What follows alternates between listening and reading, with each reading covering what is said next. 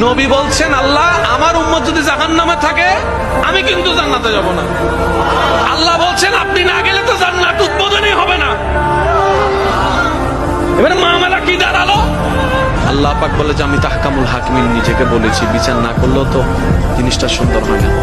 নবী একটা কাজ করেন, ওয়ালা সাউফা ইউতিকা রাব্বুকা ফাতারদা, আমি কাউকে বলি নাই, আপনাকে না বলেছি। আমার সাল্লাল্লাহু আলাইহি রাহমাতাল লিল আলামিন কারো সম্পর্কে নাযিল করি নাই, আপনাকে দিয়েছি। ওয়ালাল আখিরাতু খায়রুল লাকা মিনাল উলা, কাউকে বলি নাই, আপনাকে বলেছি।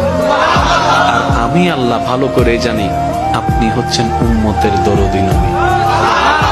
আপনি নিজের জন্য কাঁদেন নাই, সন্তানের জন্য কাঁদেন নাই, পরিবারের জন্য কাঁদেন নাই, নাতির জন্য কাঁদেন নাই, যত কেঁদেছেন জীবনে সবকিছু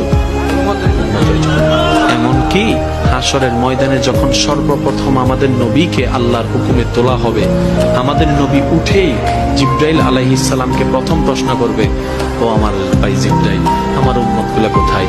আইনা উম্মতি, আইনা উম্মতি, আমার উম্মত কোথায়? আমার উম্মত কোথায়? আমার উম্মত কোথায়?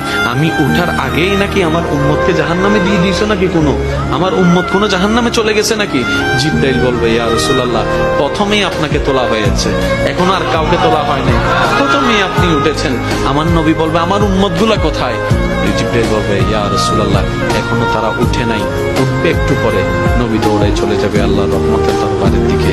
সিজদায় যে পড়বে একটাই কথা থাকবে, রব্বি হাবলি উম্মতি, রব্বি হাবলি উম্মতি।